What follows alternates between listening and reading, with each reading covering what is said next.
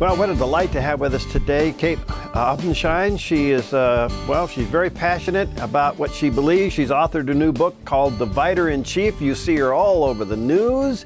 You hear her all over the radio. There's a picture of her book on the television screen right now. And I tell you what, she has now arrived because she's on the Dove TV. I mean, it's one thing to be on Fox, but it's another thing to be on the Dove. Kate, welcome. Nice to have you with us today. Thanks so much for having me. I thought you were going to say I arrived because I was on the Jon Stewart show last night. You were, and you survived. I survived. No, they took a clip from a Fox News appearance to mock all of the conservatives, so it's all right. All right. Well, nice to have you with, and thank you for your passion and your work. Divider-in-Chief, the fraud of hope and change, no question about that. Have you ever thought you would see the mess that we're in with and we're watching a presidency melt. We're just watching it melt right on national television every night. It's unbelievable. Yeah, and the concern is that 50% of the American public still are falling for this guy. And we conservatives, those of us who follow what's going on closely, we can't imagine that other Americans don't see things the way that we do, but they don't. And I think that is in large part because of that hope and change rhetoric. He sort of had schmoozed the American people. He did it to get elected, and then systematically went about dividing us, pitting us one against another. It's been devastating to our economy. It's been devastating to our foreign policy. So we are seeing the meltdown, but it is so incumbent upon us to get out there and get this message to our friends and neighbors, some of whom are still falling for this stuff. Well, as we head down this road, and we're only about, 45 days out now, and the polls show 50-50, which I guess is good, you know, in considering everything. But on the other hand, we just went through a loss of an ambassador, only to have the administration and all of his aides literally lie to us that this was all the results of a movie trailer, when in fact it was a calculated terrorist attack. I mean, it's time for him to go. Right. And, you know, you had the media complicit in that cover up. Basically, in all of their headlines, they said that these protests, the slayings, were a result of this video. But this is to be expected from this administration, because you look at what he said in Cairo, that one of the chief responsibilities, Obama said this, the chief responsibilities as president was to clear up misunderstandings that the American people had about Islam. And from day one, he has gone about elevating Islam, apologizing for it again and again, and diminishing other faiths. I mean, the very fact that he has the audacity to say that there is a war against women being launched by conservatives in this country, and yet ignores the tyranny, the atrocities committed in the name of Islam against women around the world, is enough for us to stand up and say, no more. All right. Now, let me just ask you just a little bit of a side note. In the last couple of days since all of this has happened with the attack on our various embassies and consulates, especially the one there in Libya, and you had the Secretary of State come out and defend this film and basically do an apology, has that pretty much ruined her for 2016? Because she's going to be tagged with this lie.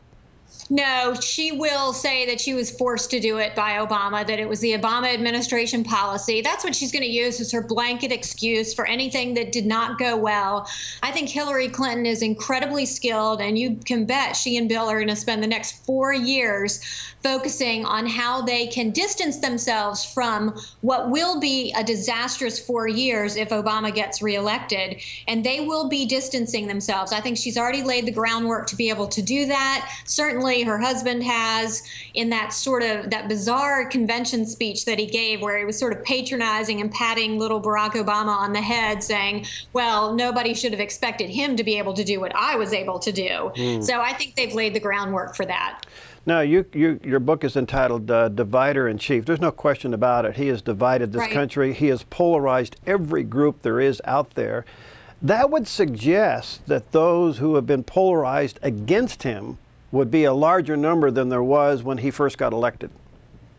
That's an interesting way to look at it. I think he has so positioned himself as the champion of the oppressed, the champion of the lower and middle classes, which of course we don't characterize people that way in this country, but he does, the champion of women who are being persecuted by Republicans, of so many different interest groups that individuals, although they're pitted against each other, they want to be on his side, because those who he disagrees with, he villainizes. So it's not, oh, he's divided us into two equal camps where we both have opposing intellectual ideas.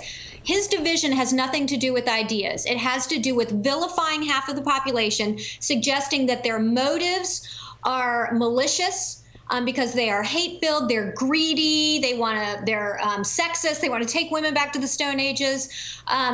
It's not an even playing ground. And so nobody wants to be associated with the other side if they believe anything that Barack Obama says. So what Obama has done is he has stifled that half of the population who disagrees with him. He's silenced them, and which makes the debate all the more difficult, because conservatives, those who have reasonable ideals for why they disagree with a radical and economic approach, are now somewhat quiet. They're hesitant because, again, they don't want to be perceived as these haters.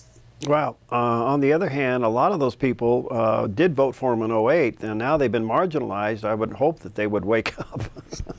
I hope so too. You're exactly right, because those groups that Obama claims to champion, women, lower classes, middle class, whatever, lower income, they are faring so poorly under this administration. African Americans who flock to Obama, young people, those are two groups, and women, who are suffering disproportionately in terms of the economy. Young people, for the first time in history, think that their future will be less prosperous than their parents. That is a shocking thing. African Americans' unemployment rate is a full percentage point higher than it was when the great champion of African Americans was elected president.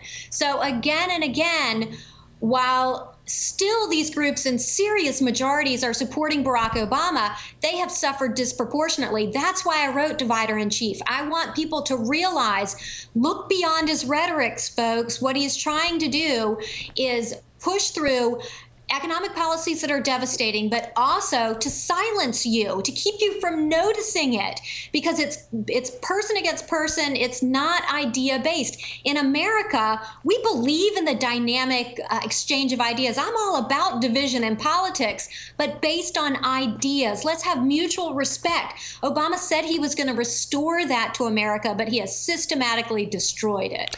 Well, thank you for writing the book. It's available now. Let me put a picture up on the screen again for you to take a look at it. There it is, Divider in Chief and the Fraud of Hope and Change. It's put out by Rigneri Publishing. It's on sale now. Check it out at Barnes & Noble, online at Amazon. I want to have you back, Kate, because I want to get into also the whole thing about what he's doing to religious institutions in this country. I would love that. And I want to talk to you about that, so we'll get you back. Thanks for your time. I know you're a busy gal. By the way, you were chairman of Virginia, or where were you chairman of? In Virginia, the Virginia GOP. Okay, I was Oregon GOP for 4 years, chairman. All right, we deserve a free pass into heaven for that one. Okay, see you next time. God bless you. See you. Thanks so much. God bless you too.